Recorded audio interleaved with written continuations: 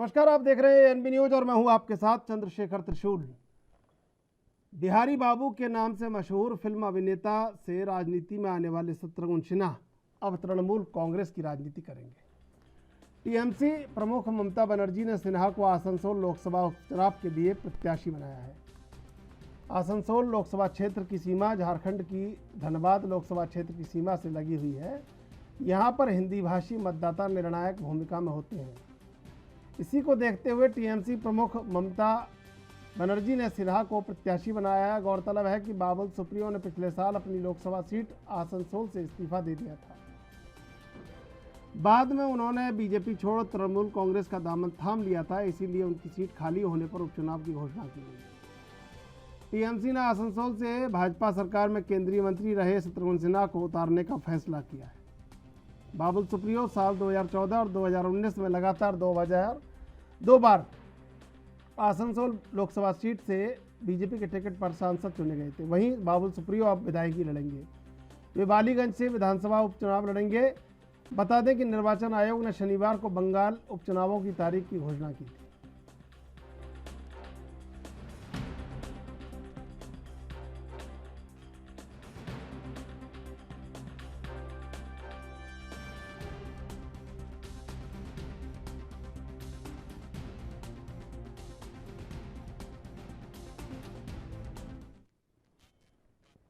और इसी मुद्दे पर आज चर्चा करेंगे। हमारे साथ अभी मेहमान जुड़े हुए हैं अख्तर खान, राजनीतिक विश्लेषक।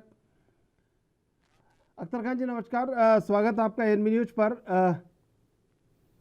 क्या लगता है कि ममता बनर्जी भी अब सॉफ्ट हिंदुत्व के रास्ते पर कहीं चल पड़ी हैं, क्योंकि शत्रुघ्न सिन्हा बड़ा चेहरा रहे हैं और उसके बाद लगातार वो भी विद्रोह करते रहे, और ये यशवंत सिन्हा और शत्रुघ्न सिन्हा की दोस्ती, और उसके बाद पहले यशवंत सिन्हा का जाना टीएमसी में और उसके बाद अब आसनसोल में चुनाव लड़ना, कैसे देखते हैं पूरे इस उपचुनाव को, और वहां पर शत्रुघ्न सिन्हा की मौजूदगी?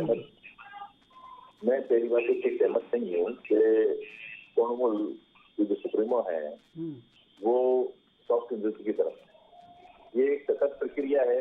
उपचुनाव में जो उनके बाबुल सुप्रियो थे उनको वो स्टेट के अंदर मिनिस्टर बनाना चाहती हैं, और शायद इसी वजह से वो स्टेट में एमएलए का चुनाव नहीं लड़वाने की बात में सोच रही है।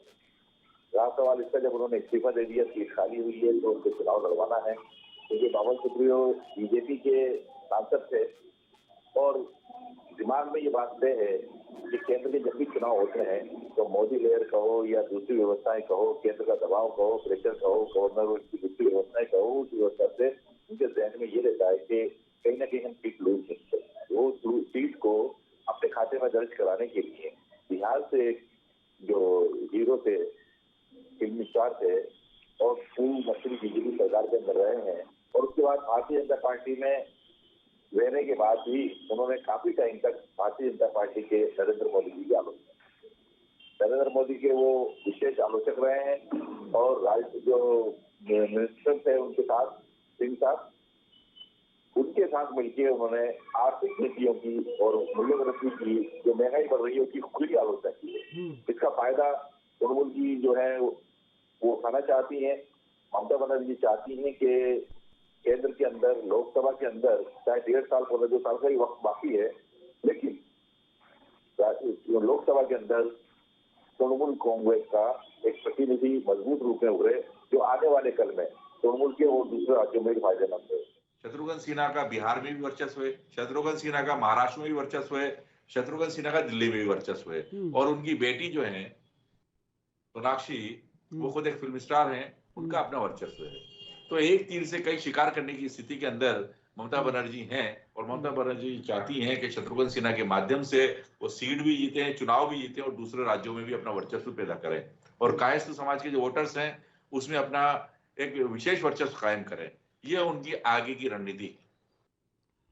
अख्तर खान जी, ये आसनसोल से लेकर और दिल्ली तक जो कहीं ममता बनर्जी करना चाहती है, उसके लिए शत्रुघ्न सिन्हा बड़ा उन्हें एक ऐसा किरदार लगा कि यहाँ आसनसोल में चलना चाहिए चाल, और दिल्ली की खामोशी तोड़ने के लिए यहाँ इस खामोश को लाना चाहिए आसनसोल में। निश्चित तौर पे शत्रुघ्न सिन्हा बड़ा चेहरा है, आसनसोल के लिए वो जीतने वाला चेहरा है। वो ये चाहती हैं कि बिहार के अंदर भी उनका वर्चस्व कायम हो, महाराष्ट्र में वर्चस्व कायम हो, दिल्ली में कायम हो। लोकसभा के अंदर शत्रुघ्न सिन्हा अगर जीत के जाते हैं तो चाहे 1.5 साल के लिए सही, वो निश्चित तौर पे आसनसोल की आवाज भी उठाएंगे, तो बिहार के अंदर भी पार्टी का प्रतिनिधित्व आगे बढ़ाएंगे, गोवा में भी प्रतिनिधित्व बढ़ाएंगे, महाराष्ट्र के अंदर भी उसका भारतीय जो तृणमूल कांग्रेस उसका प्रतिनिधित्व बढ़ाएंगे और दिल्ली के अंदर भी बढ़ाएंगे। तो एक कहते हैं ना, एक मास्टर की के रूप में उन्होंने मास्टर स्ट्रोक मारा है कि शत्रुघ्न सिन्हा के माध्यम से वो दूसरे राज्यों को भी साधना चाहते हैं, और दूसरे राज्यों के साथ जो एक तरीके से भारतीय जनता पार्टी के खिलाफ एक बहुत बड़ी टीम कायम हो गई थी, जो नरेंद्र मोदी जी और जो गृह मंत्री जी हैं शाह साहब, उनके खिलाफ एक कॉकस बन गया था भारतीय जनता पार्टी का। भारतीय जनता पार्टी में कुछ लोग अभी भी शामिल है, वो उनके साथ हैं अभी भी। तो उनको लेके ये निश्चित तौर पे एक बगावत के स्वर भारतीय जनता पार्टी का आंतरिक रूप से पैदा करवाने का प्रयास करेंगी। ये बहुत आपने बिल्कुल बहुत सही बात ये कही कि आंतरिक रूप से कई लोगों से संबंध बहुत गहरे हैं, और अगर शत्रु दिल्ली पहुंचते हैं तो कई लोगों को बीजेपी का शत्रु बना देंगे, ये बात तय है। आडवाणी जी का जो अपमान है, उनके स्वाभिमान की बात है, वो लगातार उठाते रहे हैं, और भारतीय जनता पार्टी के अंदर आज भी कम से कम कई दर्जन वरिष्ठ नेता ऐसे हैं जो अपमान का घूंट पी के स्वाभिमान की वजह से खामोश बैठे हुए हैं, और उनकी निश्चित तौर पर उपेक्षा हो रही है। उस उपेक्षा को वो इस माध्यम से साधने का प्रयास करेंगी, अंदर ही अंदर उनके अंदर ये प्रयास करेंगी कि उनका स्वाभिमान जागृत हो, और स्वाभिमान जागृत होकर वो ये प्रयास करें कि भारतीय जनता पार्टी एक संगठनात्मक ढांचे की, संवैधानिक ढांचे की पार्टी है, न कि 2 आदमियों की पार्टी की है। इस तरह से वो उनको आंतरिक रूप से प्रयास करेंगी, और इसका फायदा निश्चित तौर पे अगर इस तरह की बात उठती है, इस तरह की बात आती है, और आंतरिक लोकतंत्र की बात भारतीय जनता पार्टी के अंदर आती है, और 2 आदमी के चेहरे जो भारतीय जनता पार्टी के अंदर है वो बदल के वापस से भारतीय जनता पार्टी की सभी लोग जो हैं उनका चेहरा बनने की बात आती है, तो निश्चित तौर पे भारतीय जनता पार्टी के अंदर एक बगावत के स्वर उभरेंगे। और अख्तर खान जी, बड़े लंबे समय से आप एक अनुभव लेते रहे हैं राजनीति का, पत्रकारिता का। ये शत्रुघ्न सिन्हा पहले भाजपा में, फिर कांग्रेस में, अब टीएमसी में। बाबुल सुप्रियो शुरुआत बीजेपी से करते हैं लेकिन पहुंच टीएमसी में जाते हैं। लोगों के लिए इन किरदारों को, राजनीतिक किरदारों को समझना बड़ी मुश्किल बात नहीं हो गई है वर्तमान में? देखिए, अब आने वाला जो कल है और पिछले 10 साल से जो राजनीति का एक तौर तरीके बदले हैं, उसके अंदर आयाराम गयाराम जो है वो एक मामूली सी बात रह गई है।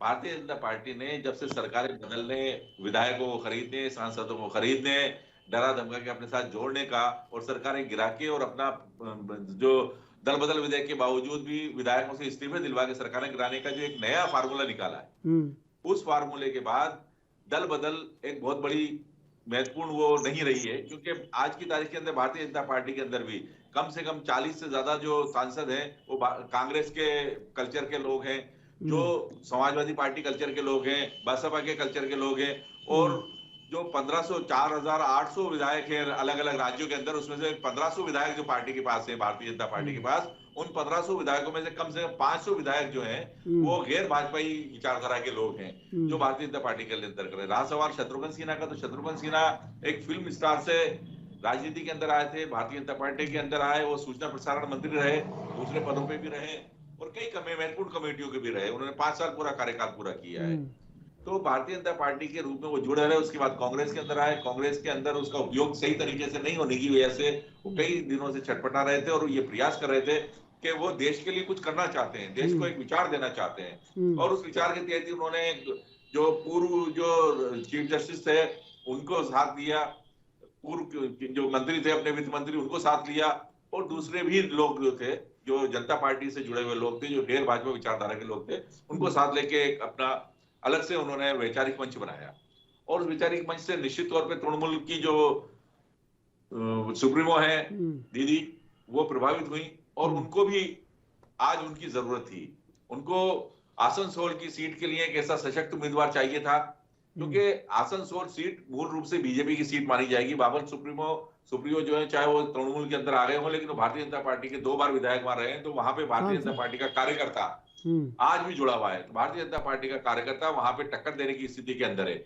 ऐसी स्थिति के अंदर बाबुल सुप्रियो के जो कार्यकर्ता हैं, वो पर्सनल कार्यकर्ता निश्चित तौर पर उनकी मददगार हो सकते हैं, लेकिन भारतीय जनता पार्टी के वफादार भी होंगे। ऐसी स्थिति के अंदर उनके पास शत्रुघ्न सिन्हा ही एक ऐसा व्यक्तित्व थे जिसकी वजह से कुछ फिल्म स्टार भी उनका प्रचार प्रसार करेंगे, कुछ भारतीय जनता पार्टी के पूर्व विचारधारा के जो लोग हैं जो उस टाइम की विचारधारा के लोग हैं वो भी उनका प्रचार प्रसार करेंगे, पूर्व केंद्रीय मंत्री जो वित्त मंत्री हैं वो भी उनका प्रचार प्रसार करेंगे, दूसरे लोग भी प्रचार प्रसार करेंगे। बाबुल सुप्रीमो के अलावा भी दूसरे जो तृणमूल के लोग हैं वो उनका प्रचार प्रसार करेंगे। तो उनके जहन में ये है कि 1.5 साल की चाहे कार्यकाल हो, लेकिन वो एमपी का जो चुनाव है उस चुनाव के अंदर निश्चित तौर पर अपनी एक सीट, ठीक है, और उसके माध्यम से वो महाराष्ट्र, गोवा और दिल्ली सहित कई आसपास के दूसरे जो राज्य हैं बिहार के अंदर अपना निशाना साधने का प्रयास करेंगे। ठीक है। दयाशंकर सिंह टीएमसी से और प्रकाश सारस्वत बीजेपी से हमारे साथ जुड़ चुके हैं। आप दोनों का स्वागत है एआरबी न्यूज पर। सबसे पहले दयाशंकर जी आपके पास आएंगे। आवाज़ आ रही है मेरी आपको? जी जी सर। दयाशंकर जी, सियासी प्रक्षेपास्त्र लॉन्च कर दिया आपने आसनसोल से दिल्ली की खामोशी तोड़ने के लिए और बार बार दिल्ली में खामोश खामोश कहने के लिए। देखिए, शत्रुघ्न जी की छवि के बारे में पूरे देश को पता है। साफ सुथरी छवि के व्यक्ति हैं और जहाँ भी रहे वो ईमानदारी पूर्वक काम करते हैं। यदि किसी पार्टी में रहे हो, अगर उनकी बात को दबाई गई हो तो वहाँ पे स्वेच्छा से इस्तीफा देकर दूसरे दलों में काम किए हैं। इसलिए टीएमसी ऐसे लोगों का सम्मान करती है और माँ माटी मानुष में आस्था लेके चलने वाले लोगों को साथ लेके चलती है, जिससे टीएमसी आने वाले समय में 2024 में जो पूरे इंडिया लेवल पे चुनाव लड़े और दीदी प्रधानमंत्री देश की बने, इसके लिए हम लोगों ने अभी से कमर कस लिया और कार्य शुरू कर दिया है। लेकिन अभी विधानसभा चुनाव में गोवा में कुछ हाथ लगा नहीं। गोवा में फिर भी जो चुनाव से 4-5 महीने पहले वहाँ पे टीएमसी ने कार्य करना स्टार्ट किया और लगभग 6% वोट प्राप्त किया है, जो एक देश को अच्छा संदेश देता है। ठीक है। प्रकाश सारस्वत जी, शत्रुघ्न सिन्हा को आसनसोल से चुनाव लड़वाकर टीएमसी कहीं ना कहीं दिल्ली में जो लोग खामोश हैं उनकी खामोशी तोड़ना चाहती है, और एक संवाद जो कहीं रीता बहुगुणा जोशी और वरुण गांधी, मेनका गांधी जैसे लोग हैं उनसे कहीं ना कहीं संवाद का बड़ा रास्ता तैयार कर दिया है। क्या लगता है आपको? पहली बात ये है, शत्रुघ्न सिन्हा भारतीय जनता पार्टी शत्रुघ्न सिन्हा नहीं थी। भाजपा एक विचारधारा की पार्टी है। शत्रुघ्न सिन्हा भाजपा में आए, भाजपा की वजह से उनकी पहचान बनी। उनकी इंडिविजुअल राजनीतिक पहचान नहीं है। वो एक अच्छे कलाकार हैं, है या इंसान खराब है, लेकिन राजनीतिक महत्वाकांक्षा के वजह से मान लो आज वो तृणमूल कांग्रेस में जुड़े हैं। ममता बनर्जी से बाहर निकलने के लिए काफी कुछ प्रयास कर रही हैं, लेकिन कुछ भी हासिल नहीं हो रहा है। ये गोवा में कह रहे हैं कि वोट मिल गया, वोट कुछ नहीं मिला है। किसी सीट पे जमानत में भी वोट इनको नहीं मिला है। सारी सीटों में जमानत जब्त हुई है और बंगाल से बाहर किसी प्रदेश में इनका अस्तित्व नहीं है। रही बात आसनसोल की, उस सीट पे पिछली बार भारतीय जनता पार्टी लगभग 2 लाख वोटों से जीती। आप कह सकते हैं कि बाबू सुप्रीयो का भी अपना वोट बैंक था, लेकिन भाजपा का वोट बैंक वहाँ बहुत अच्छा है, बहुत मजबूत है। मैं आज की डेट में यह दावा कर सकता हूँ कि आसनसोल सीट हम जीतेंगे और निश्चित जीतेंगे। ये तो आपका जो प्रचार तंत्र और विश्वास है वो तो अभूतपूर्व है, उसके बारे में तो कुछ कहा नहीं जा सकता। लेकिन शत्रुघ्न सिन्हा बड़ा चेहरा है और आसनसोल की जो सीट है वहाँ पर चुनौती कड़ी है, और टीएमसी ने जिस तरह बाजी मारी है लगातार निकाय के चुनावों में, तो मुझे नहीं लगता कि उपचुनावों में कहीं वो शिकस्त के लिए अपना चेहरा उतार रहे हैं। विधानसभा चुनाव, निकाय चुनाव स्थानीय सरकारों के हिसाब से अक्सर चलते हैं। ज्यादातर ये होता है कि स्थानीय राज्य में जो सरकार होती है उसके हिसाब से विधानसभा उपचुनाव चलते हैं या निकायों के चलते हैं, लेकिन लोकसभा चुनाव राष्ट्रीय मुद्दों पे होता है और राष्ट्रीय स्तर पर देश की विचारधारा आज नरेंद्र मोदी जी या भारतीय जनता पार्टी के साथ है। आप खुद इसका परिणाम देखेंगे जब अप्रैल में इसका परिणाम आएगा। भाजपा निश्चित तौर पे आसनसोल सीट जीतेगी और शत्रुघ्न सिन्हा की वहां की उम्मीदवारी के बाद मैं दावे के साथ कह सकता हूँ भाजपा निश्चित तौर से वहां जीतेगी। दयाशंकर सिंह जी, देखिए बीजेपी तो कह रही है कि वहाँ जीतेंगे बराबर, चाहे बाबुल सुप्रियो चले जाएं और चाहे शत्रुघ्न सिन्हा चले जाएं, हमें कोई फर्क नहीं पड़ता। देखिए, इनको जो घमंड है, अंग्रेज डूबेगा। अभी उत्तर प्रदेश में चुनाव हुए, वहां पे 50 सीटें लगभग इन्होंने खो दिया और धीरे धीरे ये हर जगह से इसी तरह खोते जाएंगे और 24 आते आते स्थिति और उनकी खराब होगी। इसलिए इनको अपने अंदर शालीनता लानी चाहिए। जिस प्रकार से ये कह रहे हैं कि उनकी सीट है, बाबुल सुप्रियो पार्टी को आखिर क्यों छोड़ दिए?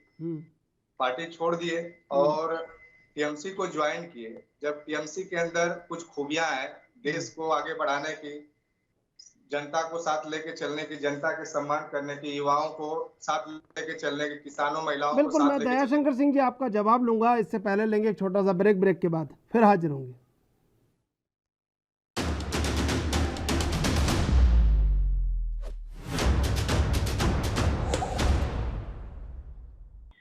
देखिए, ऐसा है कि जो बाबुल सुप्रियो जी ने देखा कि देश में कौन सी ऐसी पार्टी है जो नौजवान, किसान, महिलाओं और देश के उत्थान के लिए और अधिकतम व्यक्तियों के लिए सोचती है और माँ माटी मान में आस्था रखती है। उन्होंने सिर्फ और सिर्फ उन्माद फैलाने वाले लोगों को, आपस में बांटने वाले लोगों का, सौहार्द बिगाड़ने वाले लोगों का साथ छोड़ के टीएमसी ज्वाइन कर लिया है। और शत्रुघ्न सिन्हा जी जो आए हैं, उनकी छवि पूरे देश में एक साफ सुथरी नेताओं में है। जिस प्रकार से वो कह रहे थे भाजपा के प्रवक्ता महोदय, तो ऐसा नहीं है। शत्रुघ्न जी को पहचान की इनके पार्टी की वजह से पहचान थोड़ी मिली है, वो ऑलरेडी पहले से पूरी देश की जनता उन्हें जानती है और इसका असर जो है पूरे देश में शत्रुघ्न सिन्हा जी से पड़ेगा। ठीक है अख्तर खान जी, देखिए पहले वाम का बंगाल था, फिर कहीं बीजेपी उसे राम का बंगाल बनाना चाहती है, लेकिन बीच में तृणमूल कांग्रेस पेच फंसा देती है और फिर पेच फंसा दिया है आसनसोल पर और बाबुल सुप्रियो का तोड़ निकाल लाए हैं। ये आसनसोल का जो चुनाव है निश्चित तौर पे आगामी चुनाव 2024 का एक टेस्टिंग चुनाव है। और आसनसोल के चुनाव में अगर भारतीय जनता पार्टी शिकस्त खा लेती है तो भारतीय जनता पार्टी के आने वाले 2024 के दबाव में वो निश्चित तौर पे दबाव के अंदर रहेगी। और ममता बनर्जी यही चाहती हैं कि वो आने वाले कल में भारतीय जनता पार्टी को दबाव में रखें और इसीलिए उन्होंने एक सोची समझी रणनीति के तहत शत्रुघ्न सिन्हा जो पूर्व भाजपाई भी हैं, ईमानदार भी हैं, कर्मठ भी हैं, आम जनता में उनकी स्वच्छ छवि भी है, किसी भी तरह का करप्शन का उनके ऊपर इल्जाम नहीं है, वो उनको लेके आई हैं इस उम्मीद के साथ कि आसनसोल में भारतीय जनता पार्टी के कार्यकर्ताओं, भारतीय जनता पार्टी के केंद्रीय मंत्री, भारतीय जनता पार्टी के गृह मंत्री, भारतीय जनता पार्टी के प्रधानमंत्री महोदय, सब लोग जितनी भी ताकत लगा सकते हैं लगा लें। लेकिन उसके बावजूद भी अगर वो जीत नहीं पाते हैं तो जो पिछली बार कलकत्ता में खेला होए वाला एक नारा उन्होंने दिया था, वो खेला होए वाला नारा वो दिल्ली के अंदर लेके आ जाएंगे। सियासी और अगर वो छूट जाएगा इस मामले में कामयाब हो जाती हैं तो शत्रुघ्न सिन्हा के माध्यम से जो राष्ट्रीय स्तर पे वो एकीकरण की योजना चला रही है, तीसरे मोर्चा की बात कर रही है, वो शत्रुघ्न सिन्हा के माध्यम से कुछ लोगों को अपने साथ जोड़ने का प्रयास करने की भी वो जुगत के अंदर है निश्चित तौर पे। तो निश्चित तौर पे भारतीय जनता पार्टी के खिलाफ ये उनका गुगली है और बहुत बड़ा मास्टर स्ट्रोक है। इसमें अगर वो कामयाब हो जाती है तो भारतीय जनता पार्टी एक तरीके से राजनीतिक रूप से मानसिक दबाव के अंदर भी आएगी और उसका जो राष्ट्रीय स्तर पे अपना बार बार ये है कि जहां रथ हमारा जाता है वहां जीत के आता है। हालांकि ऐसा है नहीं, क्योंकि उत्तर प्रदेश के अंदर भी जिस तरह से उन्होंने सीटें खोई हैं और कुछ सीटें 100, 200, 500 के अंदर से जीती हैं, उससे ये नहीं लगता कि आने वाला कल भारतीय जनता पार्टी के पक्ष में बहुत ज्यादा हो सकता है। स्थितियां बदलती हैं, बदलेंगी और अगर आसनसोल के अंदर ये भारतीय जनता पार्टी के खाते से उनके जबड़े से ये सीट छीनने को कामयाब हो जाती है शत्रुघ्न सिन्हा के माध्यम से, तो निश्चित तौर पर राजनीति का एक नया जो स्वर वो अंतरराष्ट्रीय राष्ट्रीय स्तर पे उभरेगा। ठीक है प्रकाश जी, देखिए जो साथ रहता है वो चालों को अच्छी तरह समझता है। यशवंत सिन्हा और शत्रुघ्न सिन्हा अच्छे दोस्त हैं और यशवंत सिन्हा भी टीएमसी में है और शत्रुघ्न सिन्हा को उतारने में कहीं बड़ी भूमिका आसनसोल से अगर रही है तो यशवंत सिन्हा की भी रही है। तो क्या लगता है आपको कि ये लोकसभा का डैमेज रोकने के लिए सबसे पहले अपने घर को देखा ममता बनर्जी ने कि पहले घर में डैमेज रोका जाए और आसनसोल छीन लिया तो फिर बहुत सारी चीज़ें आसान हो जाएंगी? इसमें यशवंत सिन्हा जी जो हैं का शायद बहुत बड़ा अख्तर खान रोल जी, नहीं मेरा है। प्रकाश सारस्वत जी से मेरा सवाल है। जी बोलिए। प्रकाश जी, आवाज आ रही है आपको मेरी? ठीक है, उनकी आवाज नहीं मिल पा रही, आप जवाब दीजिए। अख्तर खान जी, क्या लगता है कि अगर आसनसोल को जीत लिया तो आसान हो जाएगा डैमेज रोकना घर के घर में? क्योंकि जिस तरह 2 से और फिर 18 पे पहुंच गई बीजेपी लोकसभा सीटों पर वहां पर बंगाल में, तो कहीं ना कहीं घर में खतरा रोकना होगा। बिल्कुल निश्चित तौर पर आसनसोल अगर ये जीत लेते हैं, तृणमूल कांग्रेस आसनसोल जीत लेती है, तो निश्चित तौर पे भारतीय जनता पार्टी के खिलाफ एक बड़ी आवाज बन के तृणमूल केंद्र के जो दूसरे अदर राज्यों के चुनाव है लोकसभा में, और जो तृणमूल की एक नई एक आवाज होती है, आप आदमी पार्टी या दूसरी पार्टियां जो है अपने आप को देखते आ रही है कि सर हम अपने अपने क्षेत्रों से बाहर निकल के और राष्ट्रीय स्तर की पार्टी की तरफ आ रहे हैं, तो उसकी तरफ इनका एक बड़ा कदम हो सकता है शत्रुघ्न सिन्हा के माध्यम से। और अगर शत्रुघ्न सिन्हा को ये पत्नी दे देते हैं भारतीय जनता पार्टी के लोग, तो निश्चित तौर पर भारतीय जनता पार्टी के लिए एक नया समीकरण और बनेगा, और वो ये कहने में कामयाब रहेंगे आम जनता के सामने, राष्ट्र के सामने, कि उम्मीदवार कितना ही बड़ा ले आओ, अदल बदल करके ले आओ, लेकिन हम राष्ट्रीय स्तर पर मजबूत है, हमारी राष्ट्रीय स्तर की नीतियां मजबूत है। लेकिन मुझे नहीं लगता कि शत्रुघ्न सिन्हा के आने के बाद ये व्यवस्थाएं बनेगी। तो शत्रुघ्न सिन्हा निश्चित तौर पर शुरू से गरीबी भुखमरी के पक्ष में रहे हैं, आवाज उठाते रहे हैं, ऐसे लोगों के खिलाफ, दूसरे लोगों के पक्ष में सरकार के खिलाफ आवाज उठाते हैं, सरकार इन लोगों की कोई कार्रवाई नहीं करती है, और पेट्रोल डीजल केस और दूसरी जो मूल्यवृद्धि है उसके खिलाफ उसकी आवाज शुरू से बुलंद रहती है। और इस वजह से उनकी छवि जो वोटर्स के बीच में ये बनी हुई है कि ऐसे शख्स को लाना चाहिए जो अपने क्षेत्र की आवाज उठाए, अपने लोगों की आवाज उठाए। एक मुद्दा जरूर बाहरी मुद्दा के नाम पे भारतीय जनता पार्टी उसको आयत के नाम पे बना के और इस चुनाव को लड़ सकती है, लेकिन मैं नहीं समझता कि इसका कोई बहुत बड़ा प्रभाव इसके अंदर चुनाव के अंदर उनके खिलाफ पड़ेगा, और स्थिति जो है वो मजबूत स्थिति में रहेंगे, मेरा ये व्यक्तिगत रूप से मानना है। दयाशंकर सिंह जी, क्या क्या मायने हैं शत्रुघ्न सिन्हा को आसनसोल से चुनाव लड़वाने के? क्या क्या फायदे नजर आ रहे हैं टीएमसी को इस समय? देखिए, जिस प्रकार ने बंगाल की जनता ने दीदी का साथ दिया है, और उसी प्रकार से दीदी को उम्मीद है, पार्टी को उम्मीद है कि रोजगार के लिए अब वोट करेंगे, महंगाई के खिलाफ जिस प्रकार से देश के संस्थानों का 1 बाय 1 करके उसको बेचने का कार्य भारतीय जनता पार्टी कर रही है, उसको रोकने के लिए दीदी ने अभी से ही कमर कस लिया है, और 2024 की तैयारी के तहत शत्रुघ्न सिन्हा जी को कैंडिडेट बनाया गया है, और उनकी छवि इतनी साफ सुथरी है कि किसी प्रकार का उनके ऊपर आरोप लगाना निराधार होगा। और दीदी यह संदेश देना चाहती है कि टीएमसी जो है हमेशा ही देश के हित के बारे में सोचती है, देश के उत्थान के बारे में सोचती है, देश के नागरिकों के बारे में, युवाओं महिलाओं के बारे में सोचती है, और देश को आगे बढ़ाना है, और आपस में किसी प्रकार का सौहार्द बिगाड़ने का कार्य नहीं करना है। जिस प्रकार से जो चुनाव हो रहे हैं, नगर निकाय के चुनाव हो रहे हैं, और जनता बढ़ चढ़ के दीदी का साथ दे रही है, और पूरे देश में 2014 में जिस प्रकार से बीजेपी का जनाधार था और उमंग थी बीजेपी के प्रति लोगों का, वो उत्साह धीरे धीरे कम होते जा रहा है। ये 5 स्टेट का भी जो चुनाव हुआ है, बीजेपी का ग्राफ बहुत ही गिरा है, और आने वाले समय में 4 राज्यों में बीजेपी आ गई है, दयाशंकर सिंह जी आ गई है। लेकिन वहाँ पे आप देखिए ना, उत्तर प्रदेश में 10 सीटें, 49 उत्तर प्रदेश छोड़िए, देखिए जो सच है उसको तो स्वीकार करना पड़ेगा।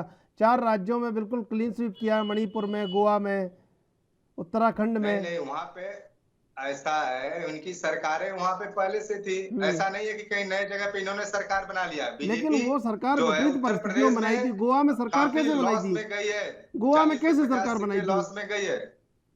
देखिए दयाशंकर सिंह जी, गोवा में तो सरकार ही थी। कैसे सरकार बनाई थी पता है आपको? पिछली बार वो पता है, लेकिन सरकार तो पुनः वो क्या 20 ही सीट जीते हैं, और वो अपना जोड़ जाड़ के जैसे भी अपना करे, उनके पास तो बहुत से फार्मूले हैं। 20 सीटें और बनाएंगे फिर उसी प्रकार से सरकार। पिछले बार भी तो बहुमत का मौका तो कांग्रेस को दिए नहीं थे, लेकिन इस बार तो 20 ही सीट जीते हैं। तो ये स्थिति है, और ग्राफ गिर रहा है। मैं ये आरोप नहीं लगा रहा हूँ। देश की जनता का झुकाव और दूसरे पार्टियों की रैलियों में भीड़ देखकर आप और देश की जनता समझ रही है। ये कह सकते हैं आप कि कहीं ना कहीं विरोध है, लेकिन फिर भी जीत है।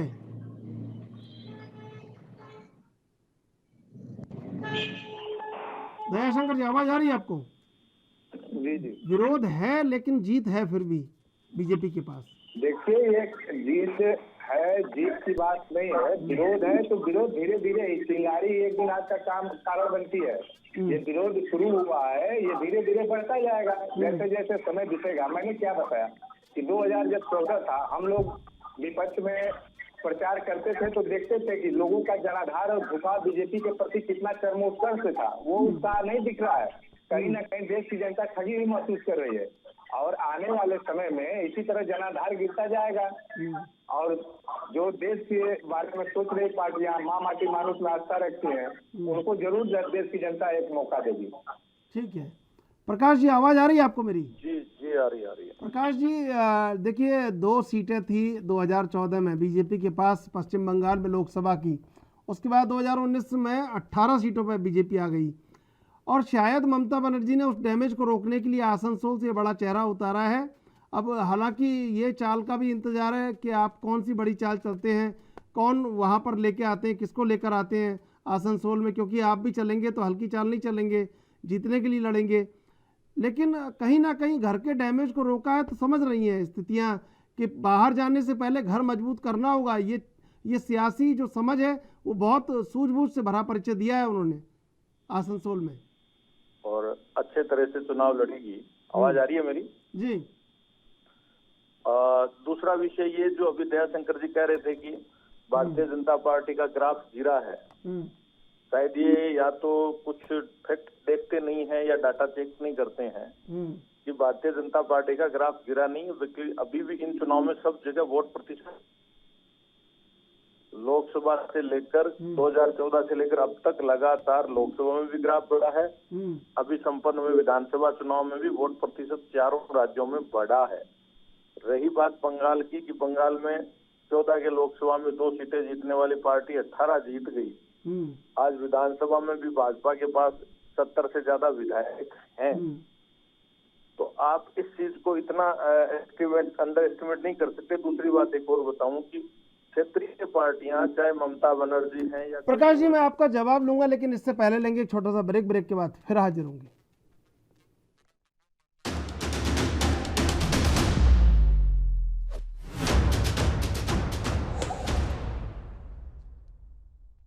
सीधे चलेंगे मेहमानों के पास। प्रकाश सारस्वत जी, कहीं ना कहीं देखिए बहुत सारे समीकरण साधने की कोशिश की है बिहार झारखंड से लेके पश्चिम बंगाल तक, ये तो आपको मानना पड़ेगा ये बात तो।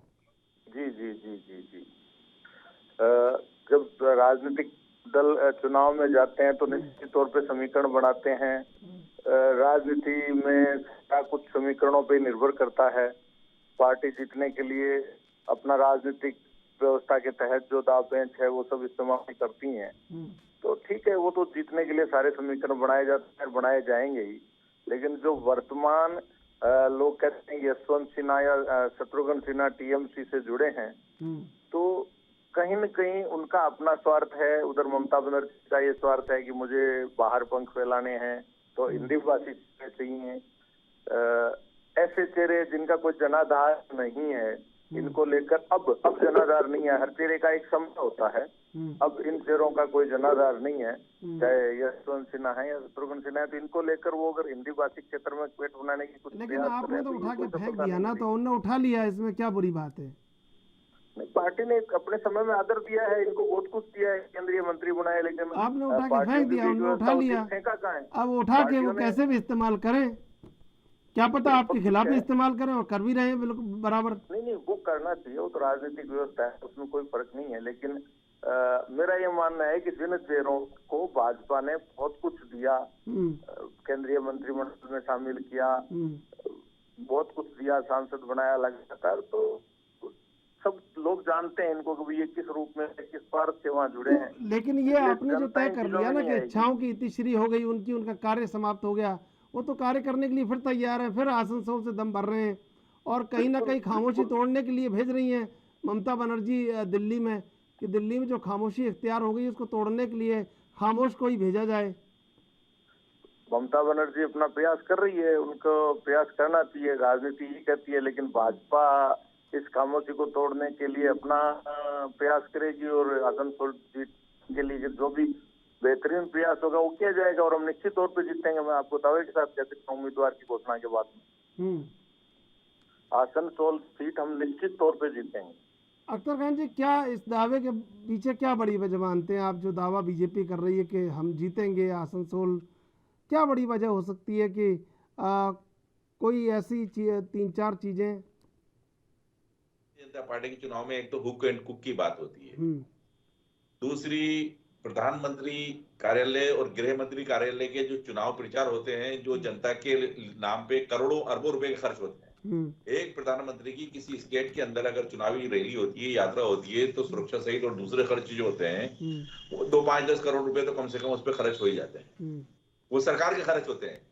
पार्टी अपना मंच बना सकती है, व्यवस्था बना सकती है, गृह मंत्री जाते हैं, उनकी सुरक्षा पे भी खर्च होते हैं। और खासकर पश्चिम बंगाल के अंदर ये लोग जाएंगे तो निश्चित तौर पर पश्चिम बंगाल में अतिरिक्त इनकी सुरक्षा की व्यवस्थाएं होंगी। सीआरपीएफ, सीआईपी उनके पास है, दूसरी व्यवस्थाएं इनके पास है।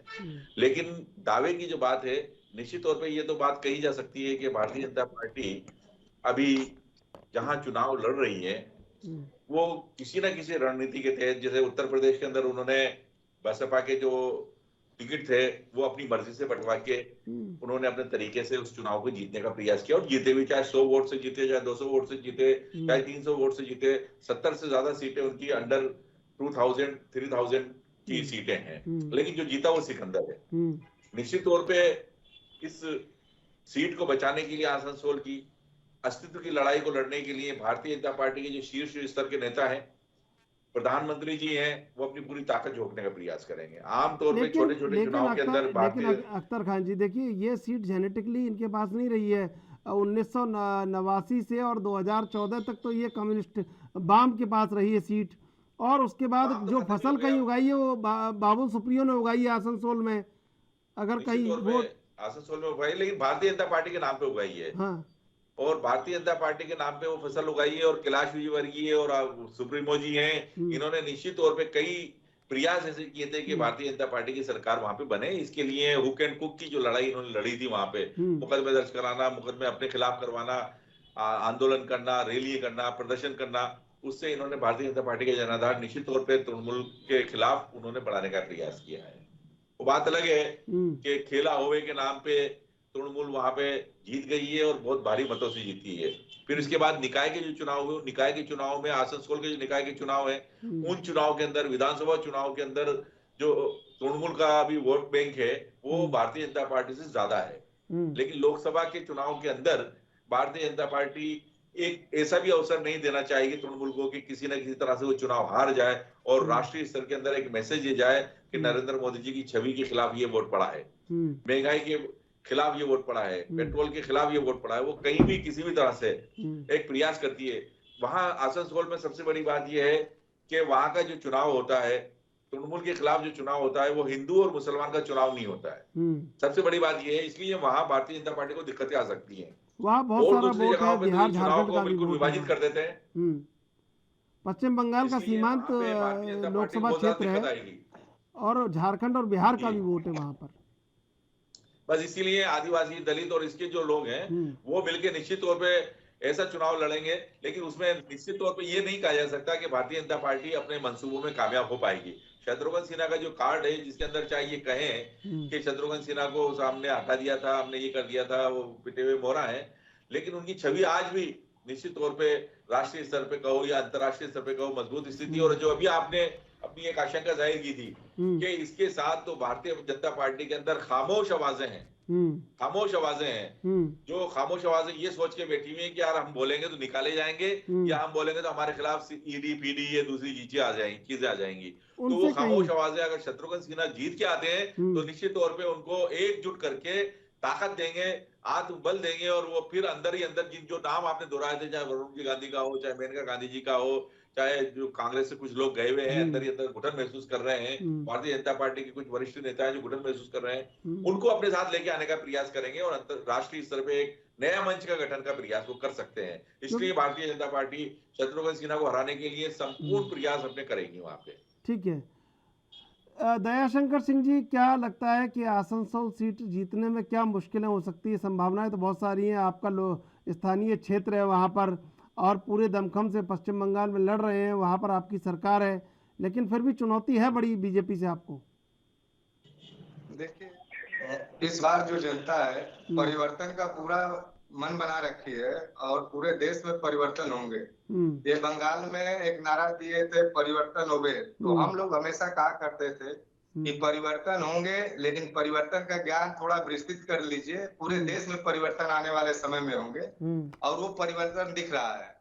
और पिछले बार जो लोकसभा के चुनाव हुए थे, इन्होंने जो अभी भाई साहब भाजपा के प्रवक्ता महोदय बता रहे थे, तो हर बार कम्युनिस्ट अपना जो वोट्स इनके ऊपर स्वीप कराए थे, हर बार इनको मौका नहीं मिलेगा। कांग्रेस जो है की थी, ऐसा मौका मिलने वाला नहीं है। इस बार चुनाव जो होगा, बंगाल की जनता, देश की जनता और जो भी लोग हैं इस बार टीएमसी के साथ होंगे और इस बार जो है महंगाई के खिलाफ होंगे, रोजगार के पक्ष में होंगे, बहुत से परिवर्तन होंगे। अब ये जो आपस में हिंदू मुस्लिम गाय गोबर ये सब चक्कर को छोड़कर देश के विकास के बारे में सोचेंगे, क्योंकि देश की जनता जो है नोटबंदी से लेकर जो कोरोना काल में जितनी स्थितियां खराब हुई लोगों की, बड़ा ही दिक्कतें लोग झेल रहे हैं। हम लोग जनता के बीच में रहते हैं और देख रहे हैं, और इनको तो सिर्फ ये समझ में आ रहा है कि 5 किलो चावल गेहूं और ये चीज दे देंगे तो लोगों का जीवन जीना सामान्य हो जाएगा। इसके लिए देश की सरकार को कुछ ठोस कदम उठाने चाहिए और इसमें ये लोग 100% असफल नजर आ रहे हैं, जिसका नतीजा जो होगा कि देश में परिवर्तन होगा। ठीक है प्रकाश सारस्वत जी, देखिए एक ऐसा बैरियर लगा दिया है आसनसोल लोकसभा उपचुनाव में कि अगर इसको पार कर लिया तो 18 के पार है, नहीं तो वहीं कहीं ना कहीं वहीं रुकना पड़ेगा आपको। प्रकाश जी आवाज आ रही है आपको मेरी? अख्तर खान जी, देखिए ये जो बैरियर लगाया है ममता बनर्जी ने कि आसनसोल को अगर जीत लिया तो 18 के पार बीजेपी जा सकती है, नहीं तो कहीं पीछे ही हटना होगा, आगे नहीं बढ़ना, मुश्किल हो जाएगा आगे बढ़ना। नहीं, आसनसोल सिर्फ पश्चिम बंगाल का ही बैरियर नहीं है। आसनसोल पूरी हिंदुस्तान की आगामी 2024 के लोकसभा चुनाव का बैरियर है। आज की तारीख में जो भारतीय जनता पार्टी अलग अलग राज्यों के चुनाव जीत के अति उत्साहित है और उसका जो जीत का रथ है वो लगातार दूसरे राज्यों की तरफ बढ़ रहा है। वो इतनी उत्साहित है कि हर राज्य के अंदर जहां पे भी दूसरी सीटें हैं वहां पे अपना चुनाव जीतने की बात कर रही है। लेकिन ऐसी स्थिति के अंदर अगर लोकसभा की सीट जो जिसके शीर्ष नेतृत्व प्रधानमंत्री जी हैं, नरेंद्र मोदी जी हैं, जिनके नाम पे ये लोकसभा के वोट मांगते हैं, अगर वो चुनाव ये हार जाते हैं तो आने वाले 2024 के अंदर आम जनता के अंदर एक छवि ये बनेगी कि भारतीय जनता पार्टी की जो राष्ट्रीय नीतियां हैं, चाहे वो पेट्रोल डीजल की मूल्य वृद्धि हो, चाहे खाने पीने के पदार्थों की मूल्य वृद्धि हो, चाहे दवाओं की मूल्य वृद्धि हो, चाहे चिकित्सा के प्रति इनका एक मिसमैनेजमेंट हो, इन सारे मिसमैनेजमेंट के खिलाफ ये वोट पड़ा है। और उससे निश्चित तौर पे आने वाली दूसरी विधानसभा, चाहे हिमाचल की विधानसभा हो चाहे दूसरी विधानसभा हो, उनमें भी उनको नुकसान होगा। और आने वाले 2024 के अंदर तो उनके खिलाफ एक बहुत बड़ा वातावरण बनेगा। जो वोट विभाजित होते हैं, आप ये देखिए कि 52% वोट ये लेते हैं और 58% वोट से ये जीत जाते हैं। तो अगर परिस्थितियां बदलती हैं और परिस्थितियां इस तरह की हो जाती हैं कि वो एकीकृत वोट हो जाते हैं 58% किसी न किसी रूप में, तो निश्चित तौर पे भारतीय जनता पार्टी के मुखालिफ वोट पड़ेगा और भारतीय जनता पार्टी को लोकसभा के अंदर बड़ा नुकसान होने की संभावना है। ठीक है प्रकाश जी, देखिए आसनसोल एक ऐसा बैरियर खड़ा कर दिया है ममता बनर्जी ने कि अगर 18 के पार जाना है 2024 में तो इस बैरियर को पार करना होगा, और इस बैरियर पर कहीं आप रुक जाते हैं तो 18 से पीछे ही जाएंगे, फिर आगे बढ़ना मुश्किल हो जाएगा।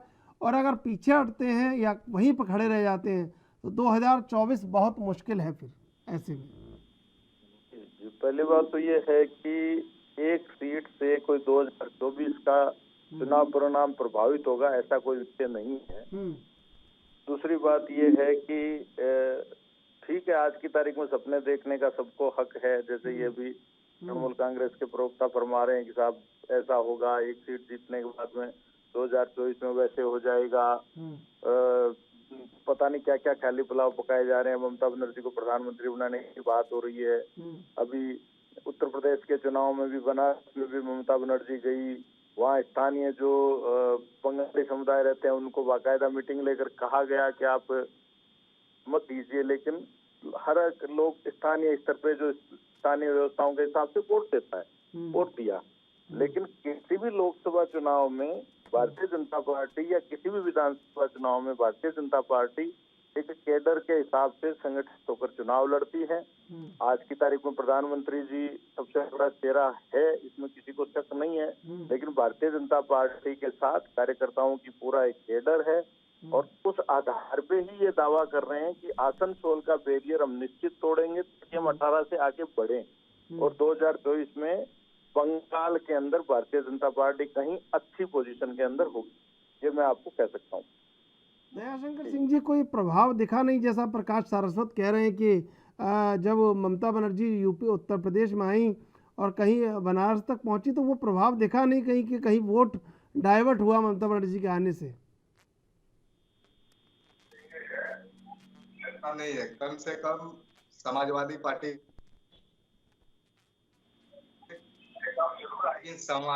पार्टी पूरे प्रदेश में सेकेंड स्थान प्राप्त किए, 10 से 12% वोट ग्राफ बढ़ा है। और ये जिस प्रकार से आसनसोल को नकार रहे हैं, ये बाबुल सुप्रियो जी को भूल रहे हैं। जब इनके 2 सांसद हुआ करते थे तो इनके पार्टी के वो स्तंभ हुआ करते थे, लेकिन ये भूल चुके हैं कि वो इनके पार्टी में अब नहीं है, तो इसका भी प्रभाव पड़ेगा। और इनके जो नेता हैं बंगाल में वो काफी इनका साथ छोड़ रहे हैं, इनकी नीतियों का विरोध कर रहे हैं, इनकी नीतियों से कहीं ना कहीं दुखित है, तब तो ये पार्टी छोड़कर कहीं ना कहीं टीएमसी में आ रहे हैं। तो ये चीजों का भी असर पड़ेगा। ये भूल चुके हैं कि सिर्फ और सिर्फ भाजपा ही सब कुछ है, व्यक्ति की एक अपनी छवि भी होती है। बाबुल सुप्रियो ने पहली बार सांसद बनकर जिस प्रकार से वहां पे बीजेपी को खड़ा करने का काम किया, उस व्यक्ति ने भाजपा को छोड़ा और ये बता रहे हैं कि भाजपा बहुत वहां ग्रोथ कर रही है, इन्होंने कुछ सीटें जीता है। लेकिन अब क्या होने वाला है इस चुनाव में इनको पता चलेगा, वहां की जनता जवाब देगी कि जो व्यक्ति आपके पार्टी को कभी ना कभी बढ़ाने का काम किया और आप उनको पार्टी में उचित सम्मान नहीं दे रहे हो, लोगों का कार्य नहीं कर रहे हो, तो कहीं ना कहीं इनको खामियाजा भुगतना पड़ेगा। ये इनके साथ अगर कोई व्यक्ति आता है उसकी छवि स्वच्छ न हो, लेकिन इनकी तो वॉशिंग मशीन घूमती रहती है और दूसरी पार्टियों को जब लेते हैं तो उस वॉशिंग मशीन में धोकर निकालते हैं तो उसकी छवि बहुत स्वच्छ हो जाती है और इनकी पार्टी को छोड़ते ही उस व्यक्ति की छवि खराब हो जाती है। तो ये देश की जनता जो है सब कुछ देख रही है, समझ रही है और आने वाले समय में जो चुनाव होंगे बड़ा ही निर्णायक होंगे और आगे जो है इनको पता चलेगा कि किस तरह से इन्होंने अपना जो इनको घमंड है किसी प्रकार का तो वो टूटेगा। ठीक बात है। शेखर जी, प्रकाश जी, बंगाल के विधानसभा चुनाव में ममता बनर्जी नंदीग्राम से खुद चुनाव हारी थी, तो इससे ये बात कही जा सकती है कि ममता बनर्जी वहाँ अजय नहीं है। पार्टी अगर अपने तरीके से अच्छे तरीके से चुनाव लड़ेगी तो निश्चित तौर पे भाजपा वहाँ जीतेगी। ममता बनर्जी अजय होती तो फिर नंदीग्राम में कैसे चुनाव हारी वो।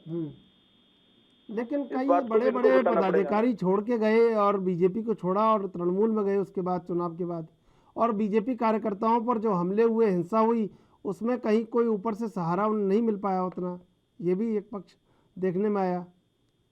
पहली बात तो बंगाल के अंदर ये बहुत बड़ा कानून व्यवस्था का मुद्दा है कि जो लोग तृणमूल कांग्रेस के खिलाफ रहे, चाहे वो बिल्कुल, मैं प्रकाश जी आपका जवाब लूंगा, लेकिन इससे पहले लेंगे एक छोटा सा ब्रेक के बाद फिर हाजिर होंगे।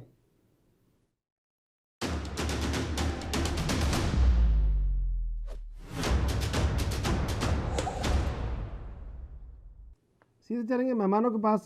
प्रकाश जी, देखिए आसनसोल आप कह रहे हैं ना कि एक सीट से फर्क नहीं पड़ेगा, लेकिन एक सीट बिहार में भी फर्क डाल रही है, झारखंड में भी डाल रही है और बंगाल में भी डाल रही है।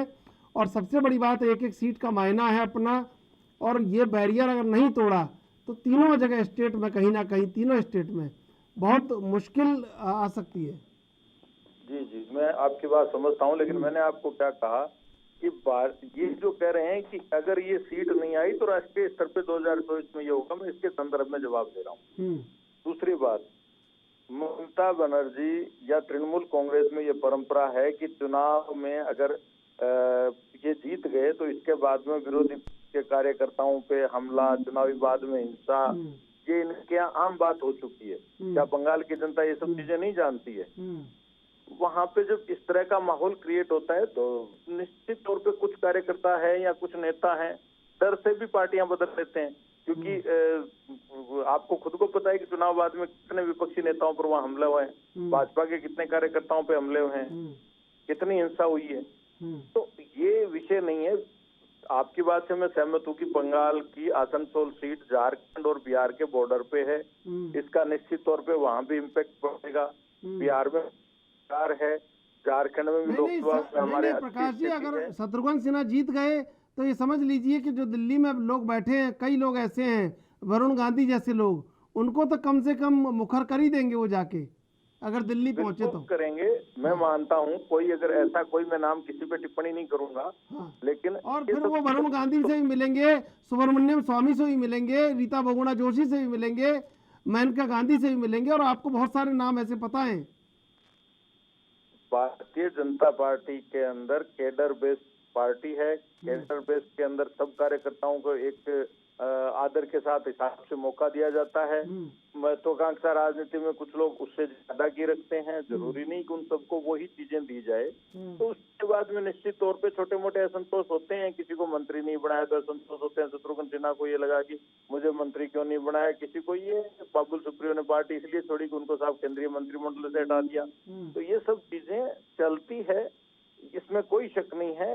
बहुत सारे लोग हैं, महत्वाकांक्षा हैं, जुड़ेंगे, विपक्षियों को भी होती है। ममता बनर्जी भी भ्रम पाले हुए हैं कि साहब ममता बनर्जी प्रधानमंत्री पद की उम्मीदवार होंगी।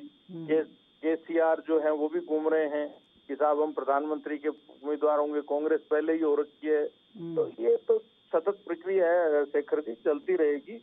लेकिन आसनसोल के अंदर जो ममता बनर्जी कहती है कि माँ माटी मानुस, और एक बंगाली समुदाय के हिसाब से जो नारा देती है, कहीं वो खुद इसमें कहाँ फिट हो रही है। आसनसोल तो बंगाल का एक हिस्सा है ना, तो फिर वहाँ पे तो स्थानीय कैंडिडेट को देना चाहिए था ना इनको। फिर उसका कहकर फिर वो कैसे स्थानीय स्तर का नारा लगा? नहीं, अब राष्ट्रीय राजनीति में जा रहे हैं तो कुछ ना कुछ तो दाव पे चलने ही पड़ेंगे ना बीजेपी के लिए। अगर बड़े दाव पे नहीं चले गए तो कैसे काम चलेगा? हाँ, तो बीजेपी भी अपने स्तर पे दाव पे चलेगी। और इसलिए मैं आपको पूर्ण विश्वास के साथ कह रहा हूँ, एक तो वहाँ कानून व्यवस्था का बड़ा मुद्दा होगा। देखिए, वो सबसे बड़ी बात तो ये है कि प्रत्याशी का नाम और चेहरा आते ही पता चल जाएगा बीजेपी ने कितना बड़ा दाव खेला है। जी जी जी, बिल्कुल बिल्कुल। अख्तर खान अकेला जी, एक बात मैं जानना चाहता हूँ। देखिए, जिसका पूर्ण रूपेण उपयोग बीजेपी ने कर लिया, और उसके बाद 10 साल में, फिर 10 साल बाद अब टीएमसी करने जा रही है। एक बीच का दौर रहा कि कांग्रेस में वो रहे, कांग्रेस वो उपयोग क्यों नहीं कर पाती है जो टीएमसी कर ले रही है, जो बीजेपी कर ले रही है? बाकी पार्टियों के पास रणनीति है, वो रणनीति कांग्रेस के पास क्यों नहीं है कि शत्रुघ्न सिन्हा कांग्रेस में पड़े रहे और बेकार पड़े रहे, कोई उपयोग उनका नहीं हो पाया? नहीं, जब कांग्रेस के अंदर शत्रुघ्न सिन्हा थे उस वक्त ऐसे कोई राज्यों में चुनाव नहीं थे जिन चुनाव में शत्रुघ्न सिन्हा जी का उपयोग किया जा सकता। महाराष्ट्र के चुनाव हो चुके थे, दिल्ली के चुनाव हो चुके थे, राजस्थान के चुनाव हो चुके थे, छत्तीसगढ़ के चुनाव हो चुके थे, बिहार के चुनाव हो चुके थे। बिहार के चुनाव में निश्चित तौर पर उनका उपयोग हुआ था, और उस उपयोग के अंदर उन्होंने जो प्रयास किए, उन प्रयासों के बावजूद भी वो असफल साबित हुए। और सफलता और असफलता राजनीति के अंदर चलती रहती है। कांग्रेस ने उनका निश्चित तौर पर अपना उपयोग करने का प्रयास किया था, लेकिन उनका उपयोग कांग्रेस से ज्यादा तृणमूल ने यहाँ पे आसनसोल पे जो करने का प्रयास किया है, निश्चित तौर पे ये भारतीय जनता पार्टी के लिए एक सदन करने वाला है, भारतीय जनता पार्टी के लिए को एक चुनौती देने वाला है। और भारतीय जनता पार्टी इस चयन के बाद, शत्रुघ्न सिन्हा के चयन के बाद, वो भी अपने इस प्रयास में रहेंगी कि इनके मुकाबिल को एक ऐसा उम्मीदवार तलाश करके लाएं। और निश्चित तौर पर भारतीय जनता पार्टी के पास कमी नहीं है कि उनके पास इक्के भी हैं तो जोकर भी हैं, और नहीं तो फिर वो तृणमूल को तोड़ने की हिम्मत भी रखते हैं कि तृणमूल में से कोई ना कोई आदमी तोड़ के वो लेके आ सकते हैं। ये बात उनकी ताकत है कि उनके पास ईडी, सीबीआई और दूसरी चीजें। ये आपने बिल्कुल कहा कि तृणमूल से कोई तोड़ के ला सकते हैं, वो ये कर सकते हैं। निश्चित तौर पे वो कुछ भी कर सकते हैं, क्योंकि अब राजनीति के अंदर किसी भी तरह की कोई मर्यादाएं बाकी नहीं रही है। सिर्फ जीतना है और सरकारें बनाना है, यही एक उद्देश्य रह गया है। और इसलिए राजनीति की मर्यादाएं तार-तार हो गई है। तो ऐसी स्थिति के अंदर जब एक बहुत बड़ी चुनौती 2024 के अंदर की चुनौती उनके सामने आज की तारीख में एक टेस्टिंग के रूप में आ गई है। तो उस टेस्टिंग के अंदर कहीं वो असफल नहीं हो जाए, उसको असफलता से बचाने के लिए वो पूरी जिम्मेदारी के साथ, पूरे चिंतन के साथ, मंथन के साथ कोई ना कोई ऐसा व्यक्ति को सामने लाने का प्रयास करेंगे जो एक ऐसा चेहरा हो जिसमें ये प्रयास हो, लड़के जीते हैं लड़के हारे वो बात अलग है, लेकिन एक मुकाबले वाला चेहरा उनके अंदर लेके आए। और उसके साथ सबसे बड़ी बात यह है कि आसनसोल एक ऐसी जगह है जहां पे जो भारतीय जनता पार्टी का एक मुख्य फार्मूला है चुनाव जीतने का, हिंदू मुस्लिम मंदिर मस्जिद, वो फार्मूला वहां पे काम नहीं करेगा। भारतीय जनता पार्टी के जो लोग हैं, चाहे ओवैसी साहब हो, चाहे दूसरे लोग हैं, इन लोगों के जरिए वो कहीं ना कहीं जो टिकट दिलवा देते हैं, व्यवस्था करवा देते हैं कास्ट मैनेजमेंट के नाम पे करने के बाद, तो शत्रुघ्न सिन्हा के पास ऐसा कोई उम्मीदवार इनके सामने खड़ा नहीं हो पाएगा। अच्छा, आपको ये लगता है कि ओवैसी कहीं ना कहीं बीजेपी के लिए काम करते हैं? निश्चित तौर पे काम डायरेक्ट नहीं कर रहे हैं, लेकिन फायदा अभी हमारे उत्तर प्रदेश के अंदर कम से कम 13-14 सीटें जो जीते हैं, उसके लिए ओवैसी को धन्यवाद देना चाहिए।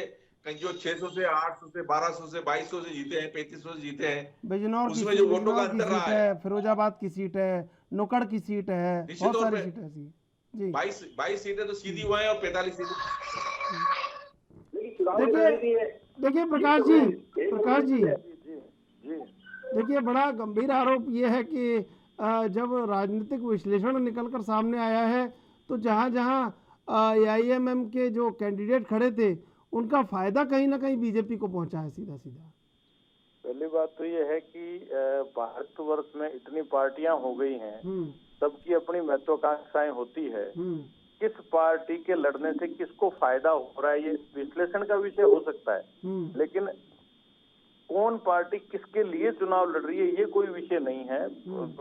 ओवैसी साहब की अपनी महत्वाकांक्षाएं हैं, वो हैदराबाद से बाहर निकल के अलग अलग प्रदेशों में चुनाव लड़ रहे हैं, महाराष्ट्र में भी उनके कुछ MLA जीते हैं, पीछे बिहार में भी उन्होंने चुनाव लड़ा है। तो अब जी दयाशंकर सिंह जी, देखिए वो इंतजार तो करना होगा कि आखिर बीजेपी किसको उतारती है। और जो अख्तर खान अकेला जी कह रहे थे कि कहीं अगर TMC से ही तोड़ के कोई बड़ा चेहरा उतार दिया तो ये आपको कहीं ना कहीं देखना होगा।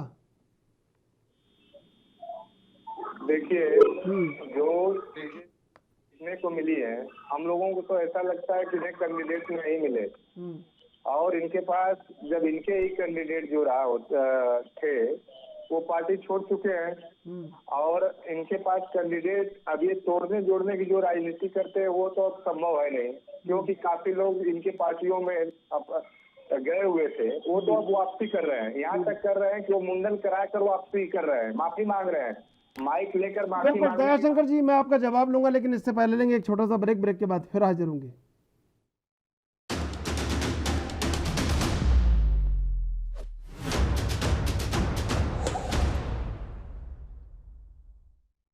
ब्रेक के बाद फिर हाजिर, सीधे चलेंगे मेहमानों के पास। दयाशंकर जी, देखिए चाल तो बड़ी चल दी है, लेकिन बीजेपी की चाल का भी आपको इंतजार करना पड़ेगा।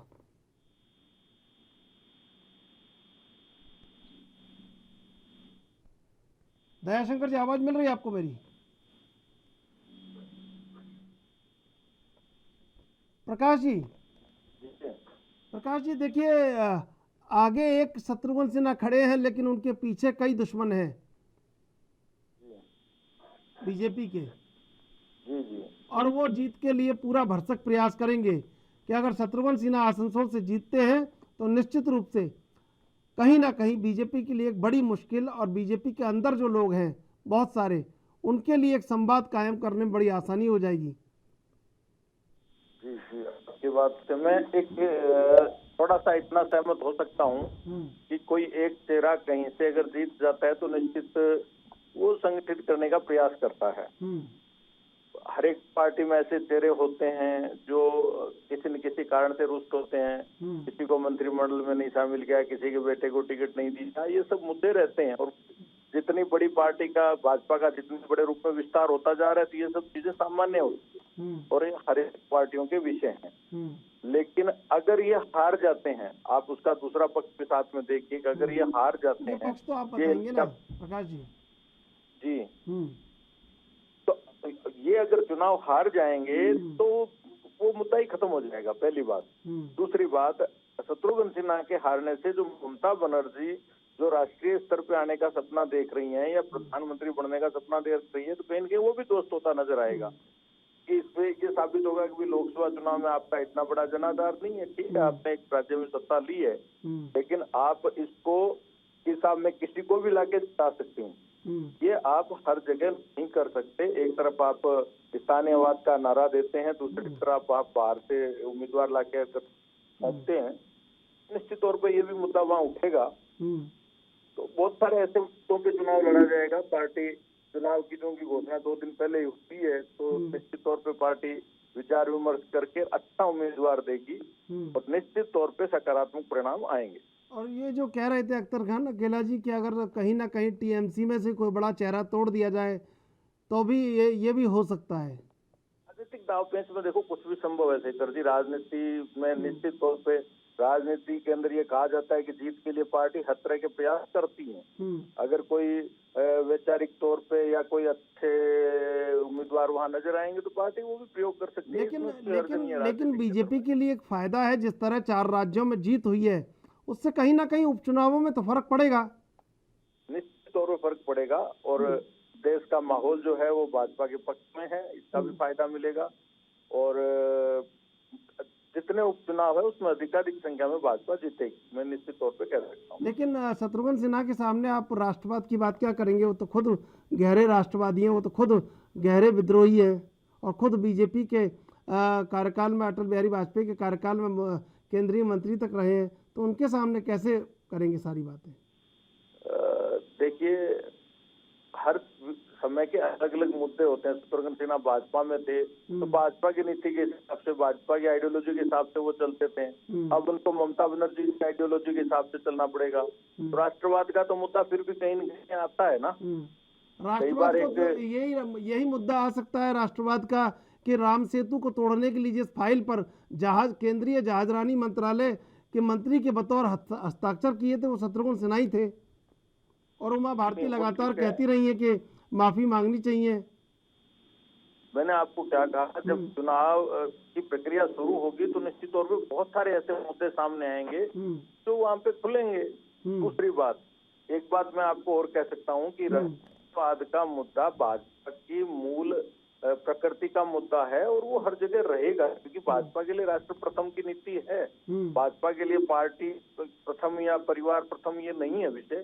तो निश्चित तौर पर राष्ट्रवाद के मुद्दे पे चुनाव लड़ेगी। लेकिन इसके अलावा बंगाल के विकास का मुद्दा रहेगा, बंगाल में ममता बनर्जी के यहाँ कानून व्यवस्था का मुद्दा रहेगा, स्थानीय स्तर के बहुत सारे मुद्दे रहेंगे। आसनसोल में इन्होंने क्या काम किया है, क्या नहीं किया है, वो भी मुद्दा रहेगा, क्योंकि इनकी लगातार सरकार है वहाँ विधानसभा में। तो निश्चित तौर पे विकास का भी तो मुद्दा जारी रहेगा ना। लेकिन आसनसोल में प्रशांत किशोर और शत्रुघ्न सिन्हा, बाबुल सुप्रियो, ममता बनर्जी, यशवंत सिन्हा सब आपके सामने खड़े हैं। बिल्कुल खड़े रहेंगे, सब रहते ही हैं। गोवा में भी प्रशांत किशोर थे, लेकिन ममता बनर्जी वहाँ क्या कर पाई? प्रशांत किशोर और ममता बनर्जी की टीम और इनके भतीजे अभिषेक बनर्जी ये तो कई महीनों से डेरा डाले हुए थे, लेकिन क्या कर पाए? प्रशांत किशोर हो या कोई हो, वोट जनता देती है ना, वोट ये लोग तो नहीं देते हैं। वोट जनता अपने हिसाब से वोट देगी। और आज की तारीख में भारत देश की जनता का विश्वास भाजपा और नरेंद्र मोदी की नीतियों पर है, ये मैं दावे कह सकता हूं। बिल्कुल। लेकिन अख्तर खान अकेला जी, देखिए जो प्रकाश सारस्वत कह रहे हैं कि कहीं ना कहीं एक कमिटेड वोटर है केंद्र के चुनावों को लेकर। लोकसभा की अगर वोट होती है तो कहीं ना कहीं एक कमिटेड वोटर, बड़ा वोटर बीजेपी के पास है। अलग अलग राज्यों की अलग अलग विचारधारा है, ये बात भी सही है। उत्तर प्रदेश का कमिटेड वोटर होता तो निश्चित तौर पे 1000% जो है भारतीय जनता पार्टी की जीत सुनिश्चित होती।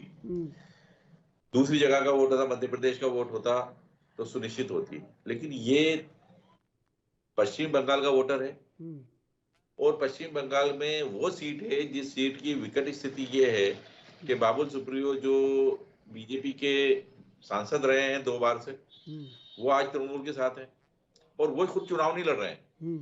वो लड़ते तो दल बदल के बहुत से आरोप लगते हैं, लेकिन और लोकल कोई उम्मीदवार भी नहीं लड़ रहा है, कोई कास्ट मैनेजमेंट वाला वोटर भी, वो आदमी नहीं चुनाव लड़ रहा है। एक राष्ट्रीय स्तर का चेहरा जो भारतीय जनता पार्टी के चेहरों के साथ दिग्गज चेहरों के साथ केंद्रीय मंत्री का नेतृत्व कर चुके हैं। भारतीय जनता पार्टी की कई बैठकों को वो साथ दे चुके हैं। भारतीय जनता पार्टी की सरकार में रह के, भारतीय जनता पार्टी में रह के वो भारतीय जनता पार्टी की नीतियों की खुली आलोचना कर चुके हैं। वो चेहरा आसनसोल के अंदर जो बिहारी बाबू के नाम से, खामोश के डायलॉग के नाम से पहचाने जाने वाले शत्रुघ्न सिन्हा है, जो बिहार की बिल्कुल सीमा पे, झारखंड की सीमा पे, जिसमें ये इल्जाम भी अगर ये लगाने का प्रयास करेंगे बाहरी उम्मीदवार है तो वो छोटा पड़ जाएगा। लेकिन ये बात सही है कि भारतीय जनता पार्टी जब केंद्र के चुनाव में आती है तो निश्चित तौर पे मुद्दे बदल जाते हैं, हालात बदल जाते हैं, और वो प्रयास करेगी इस चुनाव के अंदर भी इसी तरह के कुछ नए नए बिंदु ला के कि इस चुनाव को वो बिना किसी मेहनत की जीत लें। लेकिन इन सब के बावजूद भी जो हालात नजर आ रहे हैं, जो स्थितियां नजर आ रही हैं, जो वहाँ की भौगोलिक स्थिति है, जो वहाँ की वोटर्स की स्थिति है, जो वहाँ कास्ट मैनेजमेंट की स्थिति है, जो प्रशासनिक स्थिति है, उस प्रशासनिक स्थिति से ये नहीं लगता कि इनके लिए आसान जीत है और दिल्ली बहुत ज्यादा नजदीक है। दिल्ली को जीतने के लिए इन्हें निश्चित तौर पे बहुत कड़ी मेहनत करना पड़ेगी। अब क्या जोड़ तोड़ करते हैं, क्या कोशिशें करते हैं, ये इनके उम्मीदवार की जब घोषणा हो जाएगी उसके बाद ही कुछ कहा जा सकता है। अभी ये जरूर है कि भारतीय जनता पार्टी की जो 2014 के बाद की जो रणनीतियां बनी है, निश्चित तौर पे उस रणनीति में ये कभी भी कुछ भी किसी भी तरह से कुछ भी कर सकते हैं।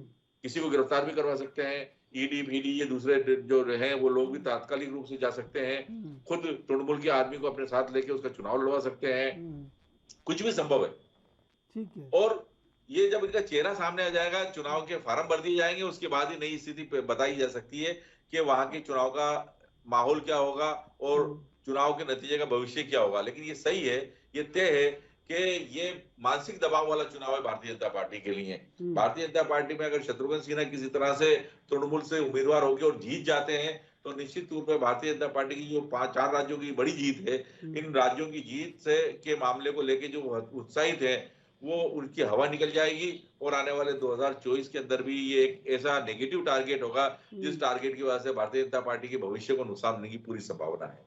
ठीक है। दयाशंकर सिंह जी, दयाशंकर जी आवाज आ रही है आपको मेरी? दयाशंकर जी आवाज मेरी मिल रही है आपको?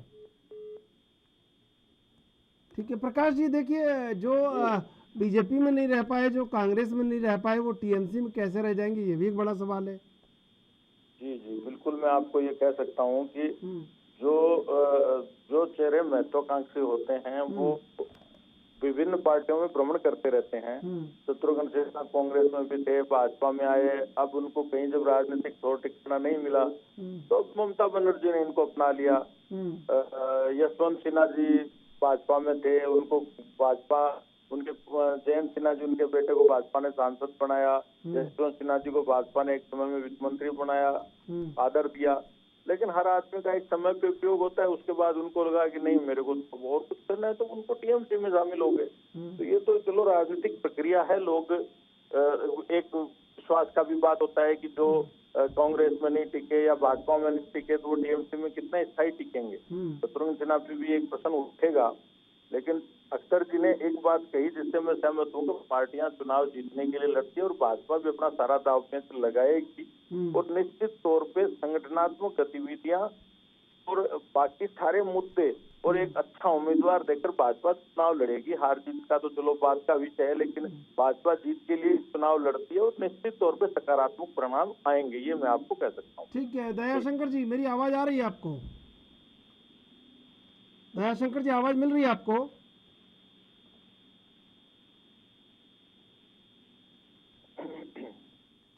दयाशंकर जी मेरी आवाज मिल रही है आपको? दयाशंकर जी, जो कांग्रेस में नहीं रह पाए, जो बीजेपी में नहीं रह पाए, वो टीएमसी कैसे रख लेगी, ये भी बड़ा सवाल है। आप जिस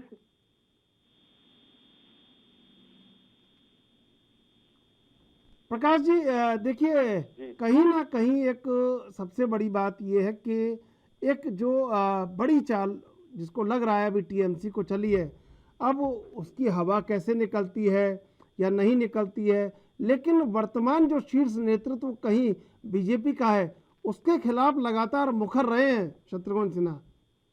जी बिल्कुल बिल्कुल, आपने सही कहा, निश्चित तौर पे मुकर रहे हैं और आलोचनाएं भी की हैं और पार्टी ने उस बात को ऐसा नहीं है कि इनकी आलोचनाओं को पार्टी ने सिर्फ एक आलोचना बोल के लिए, पार्टी में कोई भी पार्टी के मंच पर रहकर कोई भी आलोचनाएं करता है, पार्टी उसको सकारात्मक भी लेती है, लेकिन फिर इनको जो बाकी राजनीतिक टिकट नहीं मिली या किसी को मंत्री नहीं बनाया तो उनको जहाँ ठिकाना दिखता है कुछ प्रमाणशील चेहरों को, वहाँ चले जाते हैं। और इसी रूप में शत्रुघ्न सिन्हा ही आए हैं। लेकिन एक बात ये भी सही जो आपने मुद्दा रखा कि शत्रुघ्न सिन्हा दिल्ली में चुनाव लड़े, हिंदी भाषी क्षेत्र था, बिहार में चुनाव लड़े, हिंदी भाषी क्षेत्र था, लेकिन हिंदी भाषी क्षेत्र के शत्रुघ्न सिन्हा बंगाल में जाकर बंगाली लोगों के दिमाग में क्या वो आ जाएंगे, ये एक प्रश्न चिन्ह इनके भी लगता है। ममता बनर्जी तो निश्चित तौर पे उन्होंने अपनी चाल इसलिए भी चली कि उनको राष्ट्रीय स्तर पर स्वीकार्यता के हिसाब से ऐसा चेहरा देना है जो हिंदी भाषी क्षेत्र से, और जिसके भाजपा ऐसा है जो, लेकिन भाजपा विचारधारा के आधार पे चुनाव जीतती है और विचारधारा के आधार पर लड़ती है। बाबुल सुप्रियो भाजपा से चुनाव जीते हैं तो निश्चित तौर पे भाजपा की केंद्र पर उसमें बड़ा योगदान था और कहीं इनके विचारधारा का भी बड़ा योगदान था, तो आज भाजपा अपने विचारधारा के साथ चुनाव लड़ी। लेकिन एक सवाल तो लोग पूछेंगे कि बाबुल सुप्रियो क्यों छोड़ गए पार्टी? अगर वहां आप चुनाव प्रचार करने जाएंगे, आसनसोल में कोई ये कहेगा भाजपा को वोट दीजिए, तो वो कहेंगे पहले जो दिया था उसका क्या हुआ, वो क्यों छोड़ गया? ये तो सवाल कहीं ना कहीं खड़ा होगा। भाजपा ने बाबुल सुप्रियो को पार्टी से नहीं निकाला। बाबुल सुप्रियो को केंद्रीय मंत्री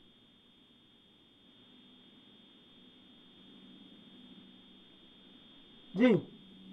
दयाशंकर जी, आवाज आ रही है आपको मेरी? जी जी जी। दयाशंकर जी, जो बीजेपी में नहीं रह पाए, जो कांग्रेस में नहीं रह पाए, वो टीएमसी कैसे रख लेगी? ये भी अलग सवाल है। और विद्रोह बड़ा उनके अंदर भरा हुआ है, तो उस विद्रोह को कैसे संभालेंगे?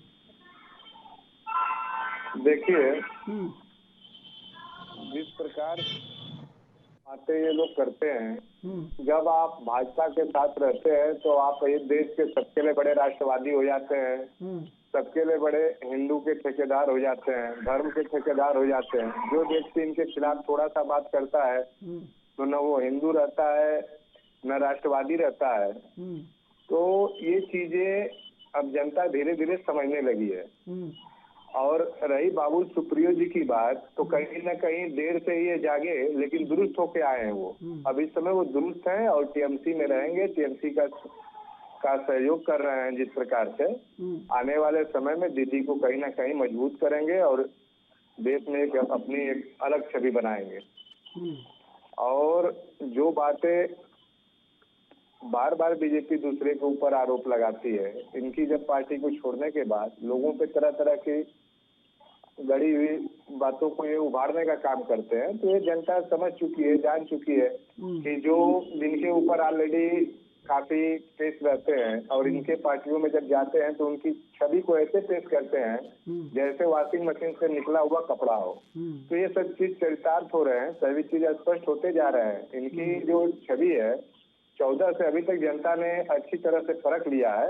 अब जो भी होगा, बिल्कुल मैं दयाशंकर जी आपका जवाब लूंगा, लेकिन इससे पहले लेंगे एक छोटा सा ब्रेक के बाद फिर हाजिर होंगे।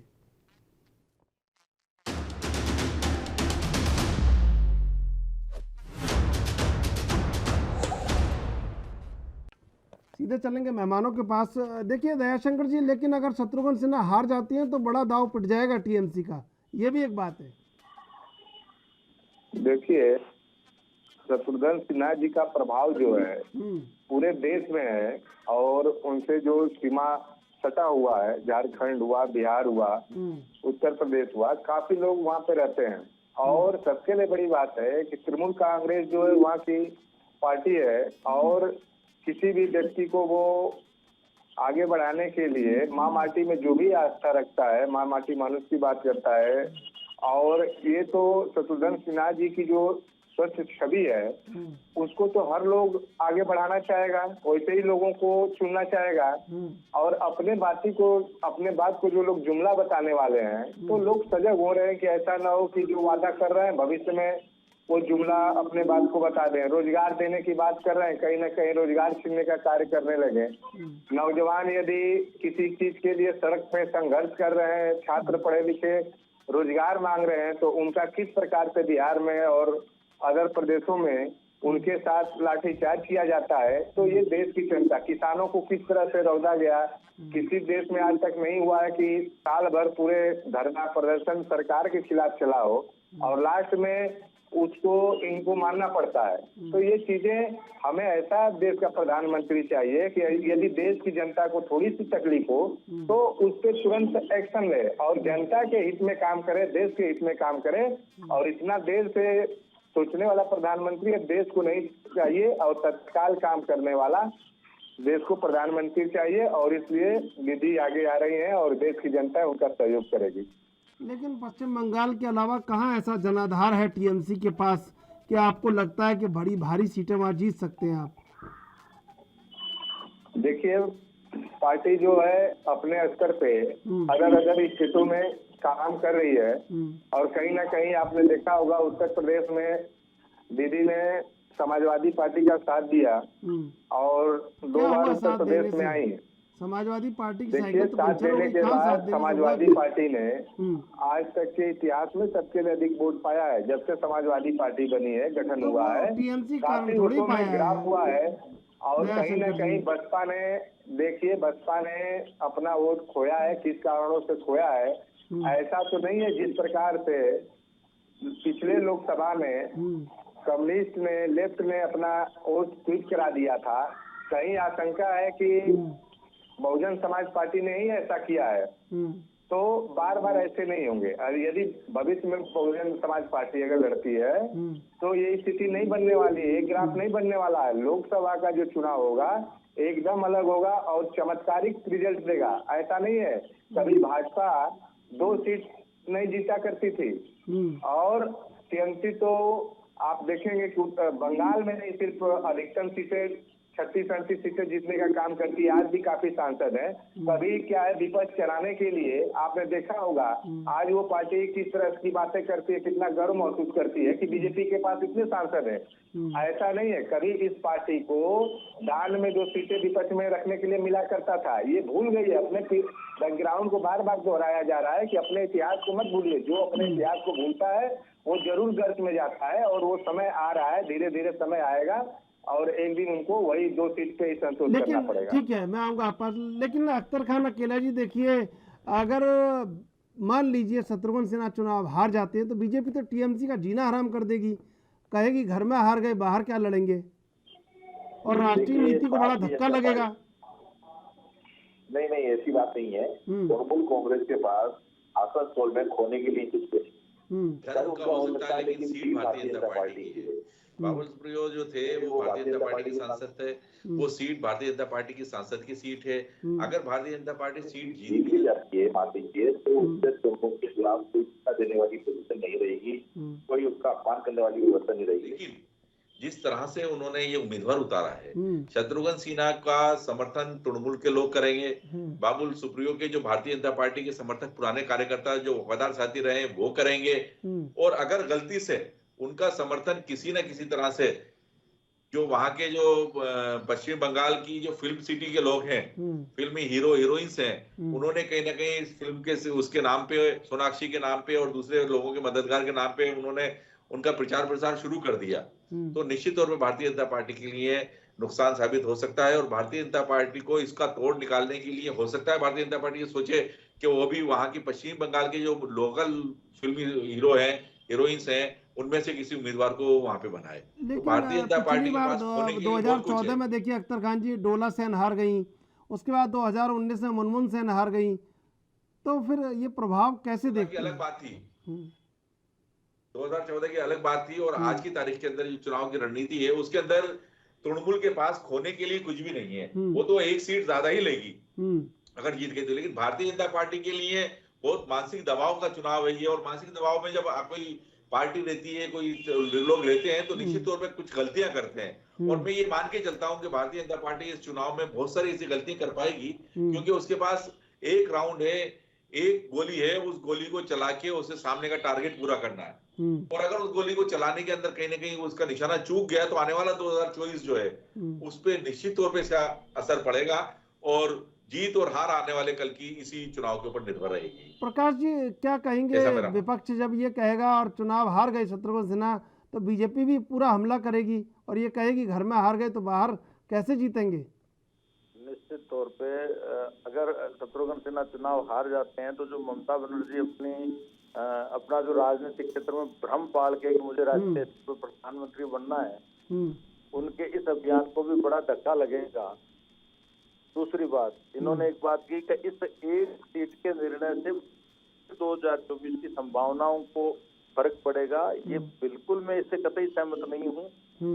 जो पार्टी पूरे भारत में हर राज्य में कहीं न कहीं सीटें लाती हैं, नहीं आपको नहीं पड़ेगा प्रकाश जी, लेकिन वो राष्ट्रीय नीति टीएमसी की तो है।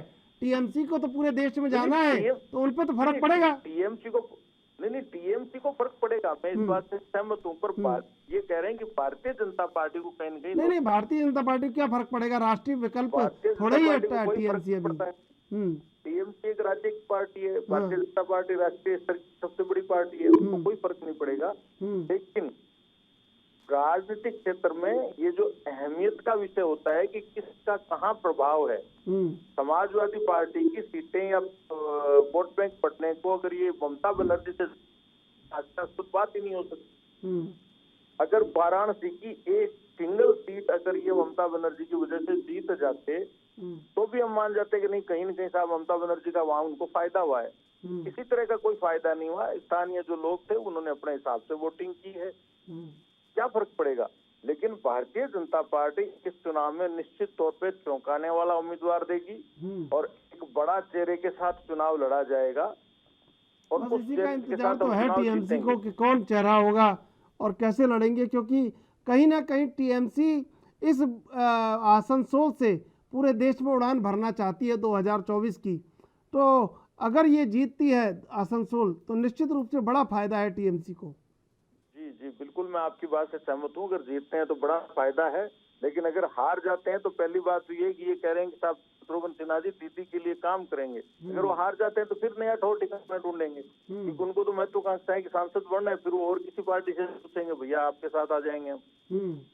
तो इसलिए वो तो ठीक है, ये अपना दांव पे उन्होंने चल दिया है, भाजपा अपना दांव पे चलेगी और पार्टी का शीर्ष नेतृत्व एक विचार विमर्श करके एक अच्छा उम्मीदवार देगा। उस उम्मीदवार के साथ में का केडर लगेगा और निश्चित तौर पे जीतेंगे हम ये सीट। बिल्कुल। अख्तर खान अकेला जी, सारी बातें अपनी तरफ हैं कि टीएमसी कुछ कह रही है, बीजेपी कुछ कह रही है, लेकिन एक अड़चन सबसे बड़ी ये है कि शत्रुघ्न सिन्हा जो कह रहे हैं प्रकाश सारस्वत कि हारने के बाद क्या करेंगे, और मान लीजिए हार गए तो क्या करेंगे? क्या टीएमसी के लिए उतने वफादार रहेंगे वो? देखिए, वो तो वो जो शत्रुघ्न सिन्हा जी हैं वो फिल्म स्टार है।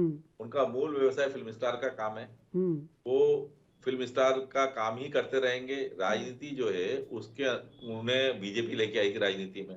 राजनीति से जब बीजेपी ने उन्हें निकाल दिया या वो खुद अपनी तरफ से रिटायर हो गए और कांग्रेस में चले गए तो भी उनको कोई नुकसान नहीं हुआ। वो अपना काम करते हैं, करते रहेंगे, उनको फर्क नहीं पड़ेगा। लेकिन ये बात सही कह रहे हैं कि एक व्यक्ति के व्यक्तित्व पे अलग अलग पार्टियां बदलने से फर्क पड़ता है। और निश्चित तौर पे पहली विचारधारा उनकी भारतीय जनता पार्टी की थी, लेकिन भारतीय जनता पार्टी की विचारधारा उनकी उस वक्त थी जब भारतीय जनता पार्टी के अंदर यशवंत सिन्हा और दूसरे लोग जो जनता पार्टी के टाइम पे जनता पार्टी बनी थी और जनता पार्टी बिखरने के बाद कुछ लोग भारतीय जनता पार्टी में आ गए थे। भारतीय जनता पार्टी जब बनी और कुछ लोग जनता दल में रह गए थे। तो ये उस वक्त के लोग हैं जिनकी विचारधारा भारतीय जनता पार्टी की जो एक विशिष्ट विचारधारा, उस विशिष्ट विचारधारा से अलग विचारधारा थी। और उसका नतीजा यही रहा कि बाद में ये उस विचारधारा से सहमत नहीं रह पाए और केंद्रीय मंत्री के रूप में उनको इतनी बड़ी पोस्ट देने के बावजूद भी उस विचारधारा से अलग हटके और इन्होंने वहां से अपने आप को अलविदा कर दिया। उसके बाद कांग्रेस के अंदर आए। कांग्रेस में आने के बाद भी वो एडजस्ट नहीं हो पाए क्योंकि कांग्रेस के पास अभी उनको देने के लिए कुछ नहीं था। ऐसी स्थिति में राजनीतिक महत्वाकांक्षा निश्चित तौर पे होती है और राजनीति में उपयोग भी होता है। तो तृणमूल को उनके उपयोग की जरूरत थी और इन्हें भी तृणमूल के उपयोग की जरूरत थी कि इस बार ये एक बार और टेस्ट कर ले अपना आदरणीय शत्रुघ्न सिन्हा जी कि क्या पता इस बार मेरी लॉटरी खुल जाए और मैं जीत के चुनाव में आ जाऊं और अपनी जो पुरानी छवि है उसको हार की छवि को जीत में बदल दूं। तो निश्चित तौर पे शत्रुघ्न सिन्हा जी जो हैं वो इस चुनाव में अगर जीत जाते हैं तो बात तो बहुत कुछ लेंगे, लेकिन अगर हार जाते हैं तो खोने के लिए उनके पास बहुत कुछ नहीं है। वो पहले भी अपने घर पे थे, पहले भी फिल्म सिटी से जुड़े हुए थे, फिल्म स्टार के रूप में काम कर रहे थे और आज भी फिर वो ऐसे ही करते रहे। बिल्कुल बिल्कुल, समय समाप्त हो रहा है। अख्तर खान अकेला जी, दयाशंकर सिंह जी, प्रकाश सारस्वत जी, आप तीनों का धन्यवाद डिबेट में जुड़ने के लिए।